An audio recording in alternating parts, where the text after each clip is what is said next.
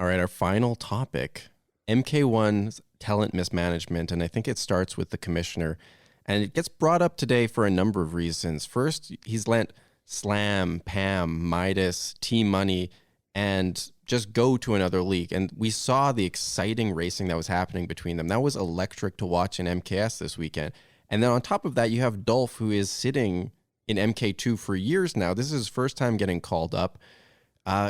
They seem to just have a gatekeeper as a commissioner who's more focused on protecting the 3 stars than he is on creating a league that could challenge them realistically. I mean, I think the thing you got to remember is that the commissioner has, he wears a lot of hats. He's got to put on the racing league, but then you think of the merchandise, the sponsors. Yeah. You got the 3 stars action figures up there, and the one thing that the commissioner has been very consistent on is it's a no dork league. So you mentioned Slam and Shell. Well, right off the bat, they can't race. I appreciate the stand. It's one of those things like when a company takes a stand and they're losing money over it, but it's the right moral stand. But there's no doubt that those highlight packages, when you see those 2 dorks coming together, when you see Pam in the middle of them, Midas fighting, there's something electric going on there. But I think that it's one of those things where the commissioner needs to take off his morality hat. And it's odd to take a morality stand on the dork thing, but also, have so many issues around, sexism and all these different things swirling around the league. But he does take the dork stand, which I guess we appreciate as, jocks. We're on the radio, we're talking sports. Of course, we're jocks. And, you can see some of the photos from us in Saudi Arabia, you in that beautiful white T-shirt and me just basically as the day I was born, basically standing out there, plus a little bit of fabric covering up what needs to be covered up. But, we're jocks. More than a little fabric to cover that up. Thank you.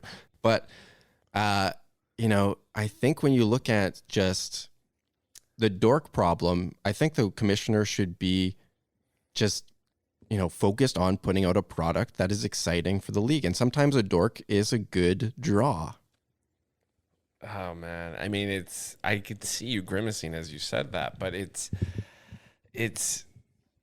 yeah, I mean, I don't know. The Dolph thing raises some eyebrows because that was the last thing I think anyone expected was to, we have this beautiful event for the 9/11 tribute series, and to have is he from Sweden?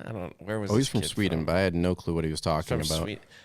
Yeah, to have a Swede win, the American event like that, I think that's kind of the last thing MK1 wanted when you've got, the 3 stars racing. So I don't know. I'm going to support the commissioner here and say that, I support the no dork stand, and I think he's handled the sexism issue quite well. I think, you can't just go chasing every rumor and every perceived slight.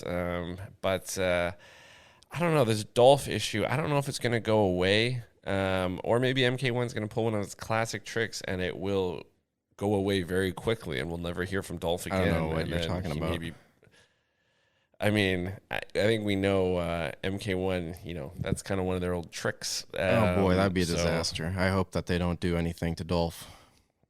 I mean, it's they got another gold mine sitting on them, and it'd be a damn shame to do something like they did to Shell or Slam, where it's sort of behind the scenes, just doing something to make sure that they're not racing on that track.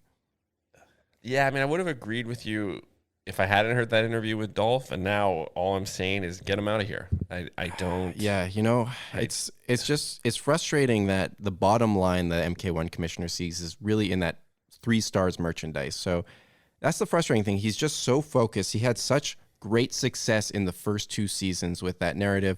He really heavily invested in the 3 stars, the 3 stars, the 3 stars. And you see, you go to any African country now and they've got season 3 merchandise with those 3 stars standing side by side on the t-shirt, 3 beautiful stars in the sky, like the constellation. I think, just so much crap that he made. And he bought it before the season was even started. He had these shirts made, which is just really poor on his. Midas. Yeah, he really poor on his part. No one saw what Midas was. No one saw that coming. Some could say maybe he needs to develop, the talent outside of the 3 stars. But some would say if it ain't broke, Well, it's Don't very fix it. broken. And no, I don't think it's broken. I think, would Kid Rock show up to a broken event? Oh yeah. I mean, hey, hats off where that's, hats off where credit's due. Yeah. Yeah, so well played by MK1. Yeah, there, that was but, incredible. I mean, bow to the bow I to think, bang to bang. We were front row and we were bobbing our heads pretty hard. Wow. Flipping off sounds. Yeah, that was awesome. But who knows? We and you're talking about running off races. Remember Dan? Remember that? He was pretty good. Yeah. And he's gone just silently in the night. Yeah, and I mean, a racer that we all love to watch for more than one reason. Yeah, I mean, maybe that took the shine away from the 3 stars too, but Yeah, who knows? Maybe this Forte kid I'm looking for, or MK1's looking for a new star. Maybe that's the new star that the commissioner's been talking about. Maybe.